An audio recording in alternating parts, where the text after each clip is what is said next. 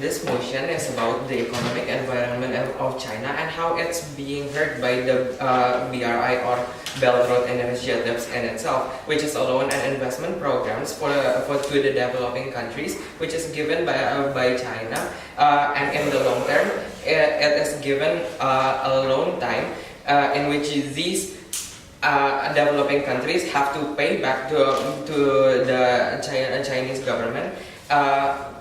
And in the end, we will prove to you why right now the BRI is not lucrative anymore for the Chinese government and of course for the Chinese Communist Party as the ruling party of China right now. As Chinese Communist Party, of course, we want the betterment of our economy and better political environment in general, internal or political relationships within international within the international community itself. Then I will back then. Our country is the one Asian country that are opposing the Western frontier and opposing the Western power as a lucrative and a good economy in general. But now we are not likable both in the United Nations and both the developing countries that we used to think as our allies. For example, the Sri Lanka government right now, which is in crisis, the Prime Minister said that it backlashes the ideology with the BRI, and in the end, rather than creating better alliances and creating better economy, flourishing later in the Sri Lankan country, but in the end, it's not doing that, and it's hurting the lucrativity to the Chinese government itself. And also, this foreign policy hurts our relationship with other developing countries with a hard point. Yes. That's not true, right? Sri Lanka actually likes China and would like to pursue China as the main provider of infrastructure. That's why Sri Lanka government would want China to build ports in Sri Lanka. But in the end, the Prime Minister said that it backlashes the ideology, and even if it's happening right now, in the end, we will prove to you on why the economic boom that is promised by this BRI is not going to happen to Sri Lanka, and it's losing our alliances with the developing countries. And the harm point if we do lose relationships like this is that if they're resistant, we have to fund our military, and it's going to make us spend more money in unproductive means. For example, enforcing our military and policies, and in the end, it will only make our economy fall rather than flourish in the end.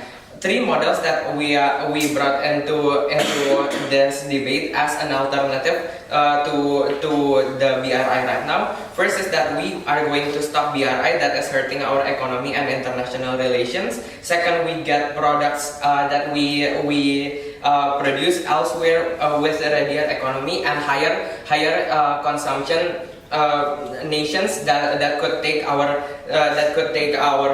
products in the end. And third, the loans and development funds that we get will be given to other selective countries that are more ready in the end rather than what we are doing right now. Two substantives that I will bring in my speech. First is that why BRI is hurting our economy, and second, why the alternative will work in the end. First of all, the Communist Party of China gets their successes on economy, and China gets the successes of the economy based on the manufacture and what to sell to other countries in the end. But this requires a prerequisite international relations that provides our provides those countries and our economical needs in the end. Of course, if we do not have a good international relations, both with developing and the developed countries, in the end, our economy that based on these manufacture will not flourish, and they are more reluctant to trade with us, and this will make our economies in the end not only being stagnant, but it will be regress. And also, the Chinese in the BRI, the Chinese government gives their loans to the countries that are economically developing but not able, and they think by this they will get more trades and create better international relationships. But instead of that, the countries which are not ready gets crisis and backlashes. There are three reasons why this happened. First, they're not economically productive, and it's less likely to be lucrative for both these countries and also for China in the end. And then if the productivity of economy itself still takes some time, and it's not going to happen within the loan time that we give. And in the end, it's not feasible for China to give longer term and big investments. Because if we give that, we are not going to get the economic lucrativity that we want to achieve in the first place. And also, countries like Malaysia and Indonesia is already skeptic about this, and this is making the international community also more skeptic about BRI in the first place. In the end, the countries that needs this will move to other investors. For example, US, Canada, Western Europe, where they can get better relationships in the end, and they move out from Chinese alliance in the end. So based on those reasons, we back to propose.